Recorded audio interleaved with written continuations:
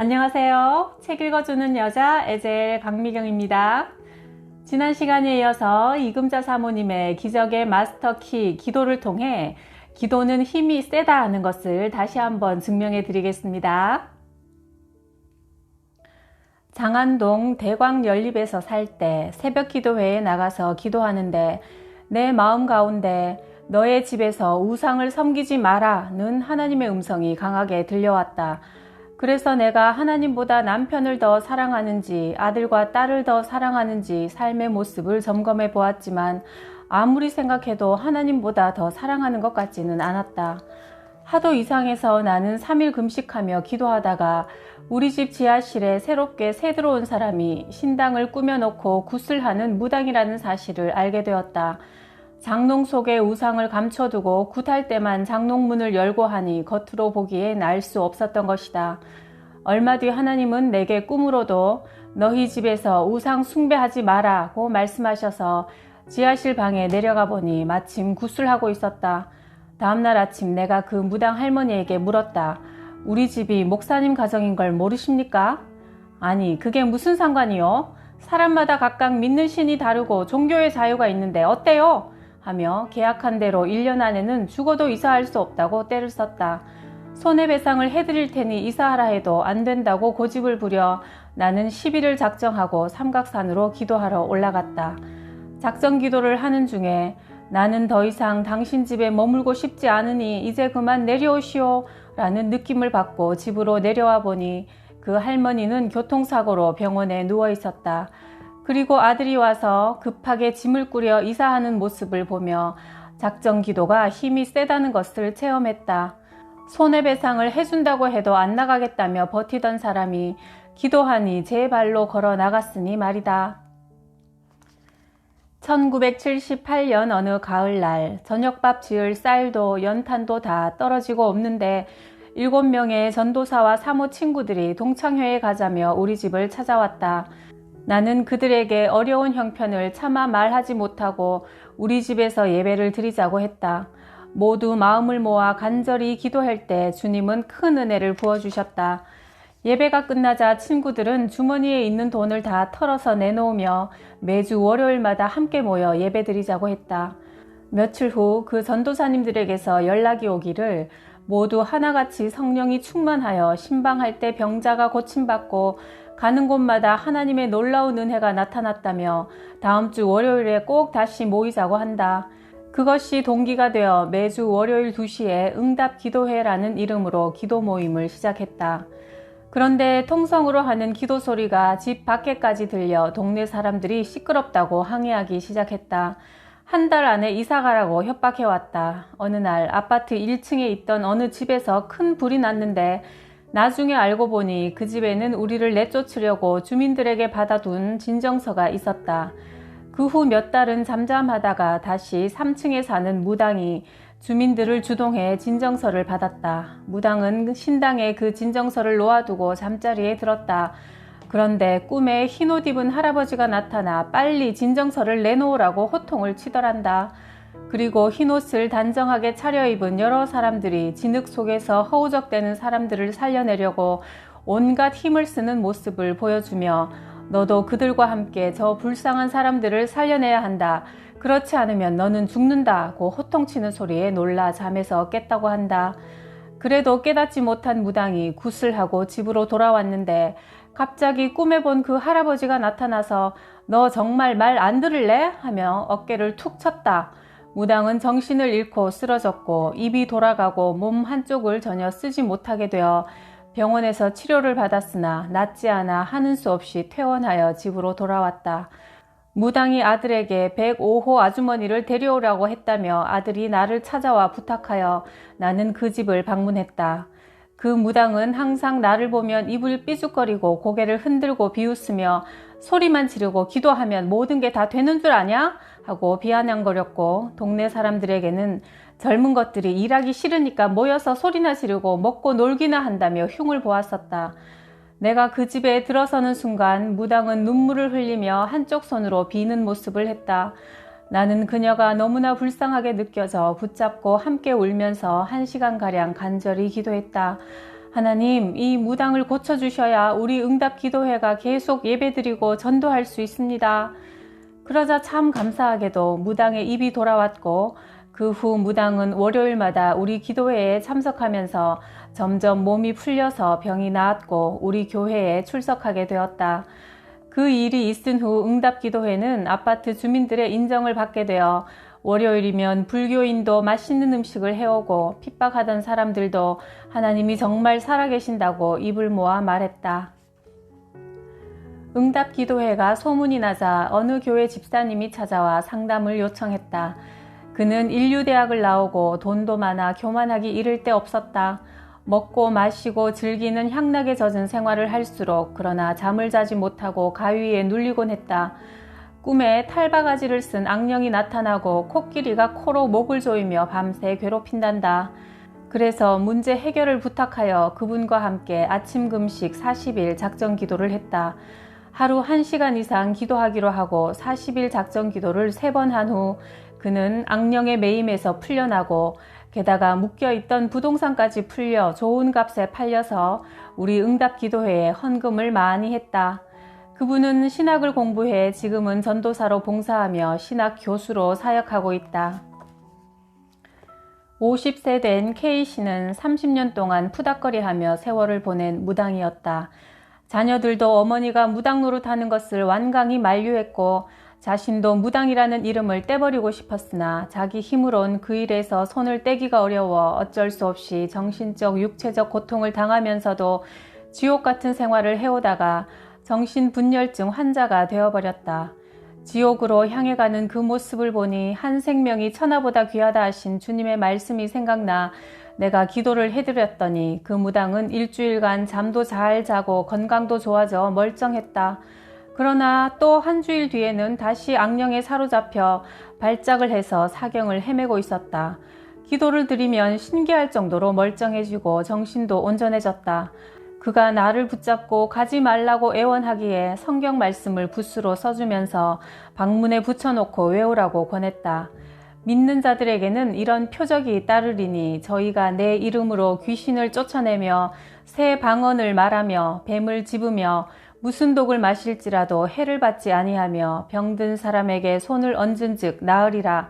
마가복음 16장 17절 18절 말씀을 다 외우면 새로운 말씀으로 바꾸어 주었다. 그는 순종하여 암송했다. 두려운 마음이 들 때 큰 소리로 말씀을 외우면 마음이 평안해진다고 했다. 그는 하나님의 말씀이 꿀같이 달다며 50절을 외웠다. 그는 무당으로 한평생 천대받고 무시당하며 살다가 이제 어둠에서 빛으로 사망에서 생명으로 옮겨 생애가 완전히 변화되었다. 그의 변화된 삶을 보고 많은 사람이 예수를 믿게 되어 전도의 열매까지 풍성하게 맺혔다. 정서가 매우 불안해 보이는 어느 여자가 상담을 요청해 왔다. 결혼 전에는 교회를 잘 다녔는데 믿지 않는 가정으로 시집가서 교회와 멀어졌다고 했다. 불교를 철저히 섬기는 시집 식구들을 따라 자주 절에 가서 불공도 드렸고 집에는 무당이 새들어 살고 있었다. 3남 1녀를 두었는데 어느 날 막내딸이 초등학교 5학년 때 갑자기 교통사고로 세상을 떠났다. 그 아이는 얼굴도 예쁘고 영리하고 재능이 많아 무엇이든 잘해 온 가족의 사랑을 독차지했기에 그 어머니는 충격을 받아 정신 이상이 와서 열심히 절에 가서 불공을 드려도 병이 낫지 않아 친언니의 인도로 다시 교회에 다니게 되었다. 그런데 교회 가서 설교를 들을 때는 하나님이 살아계신 것 같다가도 혼자 집에 있으면 어린 딸이 보고 싶어 미칠 것 같다고 했다. 응답기도회에 참석해 나와 같이 기도하자고 권하여 기도 모임에 열심히 참석하면서 은혜를 받아 지금은 새 사람이 되었다. 또한 셋째 아들이 관절염, 심장병으로 고생을 많이 했는데 어머니를 따라 교회에 다니면서 믿음이 생겨 병도 낫고 신학 공부를 해서 목사가 되어 주의 일에 충성하고 있다. 한 번은 어느 부부가 찾아와 상담을 요청했다. 먼저 남편이 자기 이야기를 했다. 사명이 있어서 목회길을 가려고 하는데 아내가 완강히 반대합니다. 어떻게 해야 제가 하나님의 뜻을 따를 수 있을까요? 그러자 부인은 내가 있는데도 남편에게 불같이 화를 내며 기세등등하게 말했다. 우선 먹고 살아야 주의 일도 할 수 있죠. 그리고 꼭 신학을 해야만 하나님 일을 하는 건 아니잖아요. 내가 혼자서 과일 장사를 하며 어떻게 생계를 책임져요. 그러니 신학 공부는 절대로 안 돼요. 두 분의 심정이 다 이해되어 참 난감했다. 그래서 월요일 오후 2시에 우리 집에서 같이 기도하면 하나님께서 응답해 주실 것이라 했다. 그 부인은 매주 기도회에 참석하며 한 번은 합심하여 간절히 기도하던 중에 입신을 했다. 잠시 후 깨어난 부인이 상기된 표정으로 말했다. 제가 안개속 같은 곳으로 한참 빨리 올라가는데 어떤 분이 저 아래를 보라고 해서 내려다 보았어요. 그런데 남편이 날개 달린 옷을 입고 강대상 위에서 설교하고 있지 뭐예요. 그리고 저도 그곳에 많은 성도들과 함께 앉아있는 모습이 보였어요. 다시 눈을 비비고 쳐다봐도 정확히 그 모습이 보였어요. 그 후 남편은 신학교에 들어가고 부인은 남편의 뒷바라지를 불평 없이 열심히 했다. 남편은 목회자가 되어 서울 성산동에서 교회를 개척했고 나는 여전도회 헌신예배를 인도하기도 했다. 그때 나는 두 사람이 행복하게 주의 사명을 잘 감당하고 있는 모습을 보고 하나님의 오묘한 역사에 감사하지 않을 수 없었다. 나중에는 그 사모님도 신학을 공부했고 어려웠던 시절 기도 훈련을 받은 것이 지금 교회에 여러 가지 문제가 있을 때마다 큰 도움이 된다며 감사했다. 서 집사님은 연세대 영문과 출신으로 모 호텔 판촉부장으로 일하고 있었다. 세상 모든 것을 자신이 마음먹은 대로 움직일 수 있다는 자신감으로 살아온 집사님이 우리 응답기도회에 나오던 어느 날 삼각산 능력봉에 올라가서 기도회 모임을 가졌다. 우리가 기도를 하다가 도시락을 먹으려고 꺼냈는데 도시락을 담은 비닐봉지가 바람에 날려 밑으로 떨어져 보이지 않게 되었다. 그 순간 서 집사님이 먹고 난 도시락을 봉지에 넣어야 되는데 하자 내가 무심코 하나님은 능치 못하심이 없으시니까 비닐봉지가 다시 날아와 우리 앞에 올라올 수도 있을 겁니다 했다. 그러자 서 집사가 비닐봉지가 다시 날아 올라와 우리 앞에 떨어지면 내가 모든 것을 다 버리고 주의 일을 하겠다고 이야기했다. 우리 회원들이 친목을 나누며 맛있게 도시락을 먹었는데 30분 정도 지났을 때 바람에 날려 밑으로 떨어졌던 비닐봉지가 우리 앞으로 다시 팔랑거리며 날아왔다. 우리는 모두 깜짝 놀랐고 어느 곳에서나 우리의 기도를 들으시고 역사하시는 하나님께 영광을 돌렸다. 그 후 서 집사는 자신이 했던 약속대로 생활을 정리하고 미국 워싱턴으로 신학을 공부하러 떠났다. 지금은 전도사로 사명을 잘 감당하고 있다. 신촌 와우 아파트에 살 때 이웃의 한 남학생은 평소 성적이 우수한 건실한 학생이었는데 대학 입시 때만 되면 머릿속이 흔들리고 혼란스러워져 삼수를 했다. 나는 안타까운 마음으로 기도해주면서 말씀을 외우라고 권했다. 이 학생은 일주일에 2절씩 6개월 동안 49절을 외우면서 은혜를 받았다. 예수께서 가라사대 내 말이 네가 믿으면 하나님의 영광을 보리라 하지 아니하였느냐.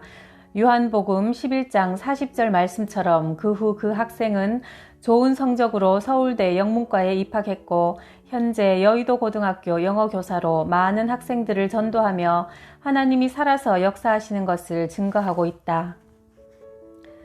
인천에 사는 고등학교 3학년 남학생에게서 급한 기도 요청이 들어왔다. 그는 정신질환을 앓고 있어 나는 한 걸음에 달려가 기도해 주었다. 기도하면 열흘 정도는 괜찮은데 시간이 지나면 또 발작해서 집안 식구들을 못 견디게 만든다고 했다. 그래서 성경 말씀을 붓으로 써주면서 방에 붙여놓고 외우라고 했다. 두려워 말라 내가 너와 함께함이니라. 놀라지 말라 나는 네 하나님이 됨이니라. 내가 너를 굳세게 하리라. 참으로 너를 도와주리라. 참으로 나의 의로운 오른손으로 너를 붙들리라. 이사야서 41장 10절 말씀을 다 외우면 떼어내고 또 다른 말씀을 붙여서 외우기를 반복하는 동안 병은 치료되었다. 불안하고 초조할 때마다 말씀을 외우면서 기도하라고 내 생각보다 하나님 말씀을 붙들라고 권했다. 그는 말씀의 은혜 속에 잠기며 꾸준히 성경 구절을 40절 외웠고 몸과 마음도 아주 건강해졌다. 내가 어릴 때 무당이던 어머니가 100일 정성을 드릴 때면 저녁 9시에 산에 올라가서 새벽 4시에 내려오시곤 했다. 비가 오나 눈이 오나 하루도 빠지지 않고 계속 불공 들이던 어머니의 모습을 생각하며 나도 영적으로 승리하기 위해 산기도를 다녔다.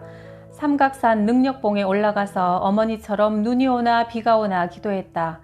그런데 하루는 산에서 기도드리는 중에 문득 뭔가 나를 휘감고 있는 느낌이 들었다. 조용히 눈을 떠서 살펴보니 누런 구렁이 5마리가 나를 칭칭 감고 있는 게 아닌가. 너무 놀라서 나는 기절하고 말았다. 다시 눈을 떠보니 어느새 새벽이었다. 구렁이는 보이지 않았고 믿는 자들에게 이런 표적이 따르리니 뱀을 집으며 무슨 독을 마셔도 해를 받지 아니한다는 마가복음 말씀이 떠올랐다. 그래서 그 성경 말씀을 붙잡고 다시 더 높은 바위로 올라갔다. 떨어지면 그대로 죽는 높은 곳이라 사람들이 잘 올라가지 않는 그 장소에 죽으면 죽으리라는 각오로 힘들게 올라가서 기도하던 중 마음이 뜨거워지면서 정신을 잃을 정도로 성령의 충만함을 받았다. 하나님의 강한 능력을 받자 담대한 마음이 생겨 조금만 자세가 흔들려도 떨어질 것 같은 그 자리에서 무서운 것도 잊어버리고 오후 4시가 넘도록 시간을 잊고 기도했다. 참 아름다워라 주님의 세계는. 하나님이 지으신 만물의 아름다움과 사랑의 주님을 마음껏 찬양했다. 나를 천하보다 귀한 영혼을 인도하는 도구로 삼아주신 하나님 은혜에 감사하며 내려오는데 발걸음이 그렇게 가벼울 수가 없었다. 호텔 총 지배인은 모든 방을 열 수 있는 마스터키를 갖고 있다. 우리가 깜빡 잊고 열쇠를 방에 놓고 나와도 내 힘으로는 방문을 열 수 없지만 지배인에게 부탁하면 잠긴 방문을 마스터키로 쉽게 열어준다. 하나님은 우리 모두에게 하늘문을 여는 천국 열쇠를 주셨다. 기도할 때 모든 문을 닫고 여시는 하나님께서 어떤 문제라도 해결해 주시는 것이다. 너희가 내 이름으로 무엇이든지 내게 구하면 내가 시행하리라. 요한복음 14장 14절에 이 마스터키를 사용하여 더욱 기도에 힘쓰자. 기도는 힘이 세다는 한마디가 아주 마음에 확 와서 박힙니다. 특히 합심기도, 작정기도, 금식기도가 힘이 막강한 것 같네요. 이 가을이 깊어갈수록 저도 왠지 기도가 자꾸 고파지는데요. 기도하시면서 이 아름다운 계절에 하나님과 사랑에 한번 푹 빠져보세요.